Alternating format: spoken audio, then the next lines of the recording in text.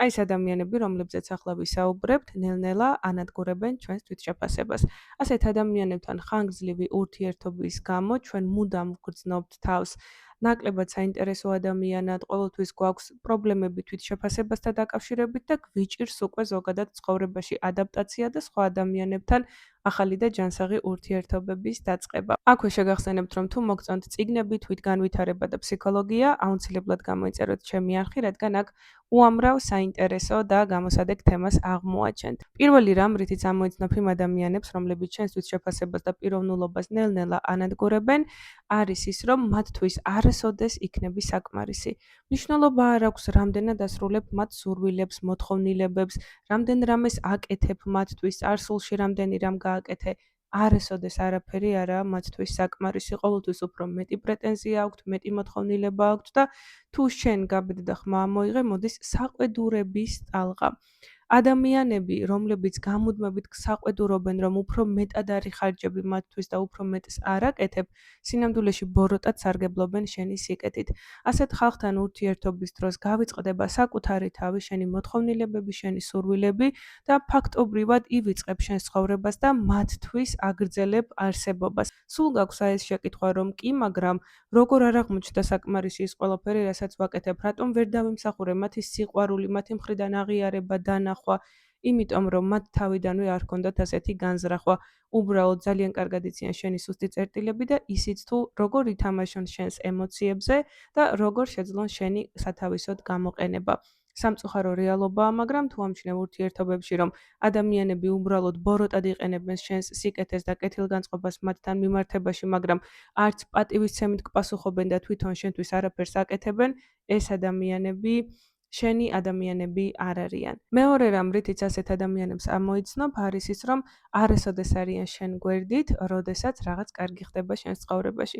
მაგალითად, ახალი სამსახური დაიწყე, მანქანა იყიდე, სახლი იყიდე, რაღაც დიდ წარმატებას მიაღწია, პირადი ცხოვრება აგეწყო. რაღაც კარგი ხდება შენს ცხოვრებაში, რაც აუცილებლად თვალსაჩინოა ყველასთვის. ეს ადამიანები გიყურებენ და უი გილოცავ, მაგრამ არც მათ სახეზე და არც მათ ქმედებებში არ არის ის გულწრფელი ემოცია, რაც შეიძლება რომ ძვირფასი ადამიანის ბედნიერების დროს გაგიჩნდეს, აი ამ ბედნიერების დანახვის დროს. ისინი უბრალოდ შორიდან გიყურებენ და ერთი სული აქვთ ფეხი როდის აგიცდება. არც ხელს გიწყობენ იმაში, რომ გახდე უფრო ძლიერი, უფრო დამოუკიდებელი, უფრო მიზანდასახული, განვითარდე, წინ წახვიდე და ასე შემდეგ. განსაცდელის დროს შეიძლება ასეთი ადამიანები შენთან არიან, მაგრამ თუ კი რაღაც კარგი ხდება შენ ცხოვრებაში, ამისი გაზიარება არ შეუძლიათ და იცი ეს რის გამოა? იმის გამო, რომ შენი შურთ და ვისაც შენ უყვარხარ, იმ ადამიანს შენი ვერ შეშურდება, იმიტომ რომ სიყვარული და შური ერთად ვერ არსებობს. მეგობრები და ახლობლები, რომლებსაც შურს შეამჩნევ, იცოდე, რომ სინამდვილეში უბრალოდ უცნობები არიან, რომლებიც როდის მოგაყენებენ დარტყმას, წინასწარ არასოდეს იცი. ასეთ ადამიანებთან ურთიერთობა უდიდეს ტკივილს გვაყენებს პირველ რიგში, იმიტომ რომ ვაცნობიერებთ, რომ ჩვენი სიყვარული არის ცალმხრივი, ჩვენ ვართ მათდამი აბსოლუტურად წრფელი გულით და მათგან იგივეს ვერ ვიღებთ. შემდეგ ვხვდებით, რომ ეს ადამიანები არასოდეს იზიარებენ ჩვენს წარმატებას და სიხარულს და ფაქტობრივად ჩვენი ცხოვრების უმნიშვნელოვანეს წუთებში მარტონი ვართ და უკვე გვეშინია კიდეც, რომ რაღაც კარგი გავუზიაროთ, რადგან ვიცით, რომ მათ ეს არ მოეწონებათ და ურთიერთობაშიც არის მუდმივი დაძაბულობა. და ძალიან ხშირად, როდესაც რაღაც კარგი ხდება და ეუბნები ასეთ ადამიანს, ხომ პასუხად გესმის ის, რომ უბრალოდ გაგიმართლა, ანუ შენ კი არ ხარ ნიჭიერი, შენ კი არ დაიმსახურე რაღაც კარგი, არა, გაგიმართლა, უბრალოდ ასე მოეწყო, ვიღაც ნაცნობი შეხვდა, ვიღაცა მოწყალე თვალით გადმოგხედა ცხოვრებაში, რაღაც ისეთ მდგომარეობაში აღმოჩნდი და იმიტომ მოხდა, მაგრამ შენი შრომა, შენი ჩადებული რესურსი, ეს ყველაფერი არის აბსოლუტურად იგნორირებული. და რაც უფრო ხშირად ისმენ ასეთ მოსაზრებებს, რომ აი შენ კი არ ხარ ნიჭიერი, უბრალოდ გაგიმართლა,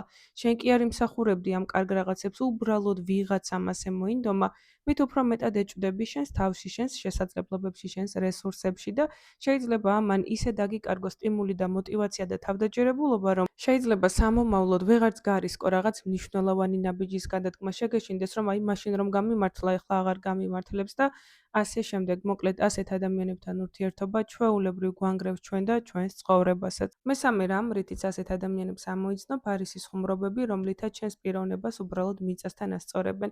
აი ხომ არის ისეთი ხუმრობა, რომელიც სინამდვილეში ლანძღვას უფრო ჰგავს.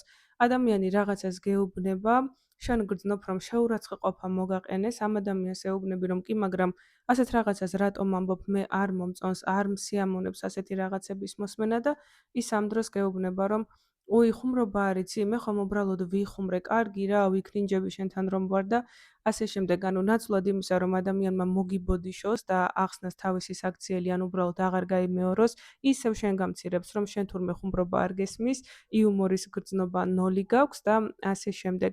რა თქმა უნდა, ასეთ დროს ძალიან უხერხულ მდგომარეობაში ვარდები, ზოგჯერ არც იცი რა უპასუხო, მაგრამ სინამდვილეში აი ასეთი ხუმრობების დროს ადამიანები გვეუბნებიან იმას, რასაც ჩვენზე ისედაც ფიქრობდნენ, მაგრამ ეხლა ადამიანი ხომ ვერ მოვა და მით უმეტეს, როდესაც ახლობელია, ხომ ვერ გეტყვის, რომ სინამდვილეში ასეთად და ასეთად გხედავო, აწყობს შენთან ურთიერთობა, ამიტომ ასე ვერ გარისკავს, მაგრამ პირველივე შესაძლებლობაზე აუცილებლად გაგიზიარებს თუ სინამდვილეში როგორი წარმოდგენის არის შენზე, მაგრამ ამას დაარქმევს ხუმრობას. შემდეგი რამ, რითიც ასეთ ადამიანებს ამოიცნობ, არის მათი პერიოდული გამოჩენა და გაქრობა. თითქოს დამალობანეს გეთამაშებიან.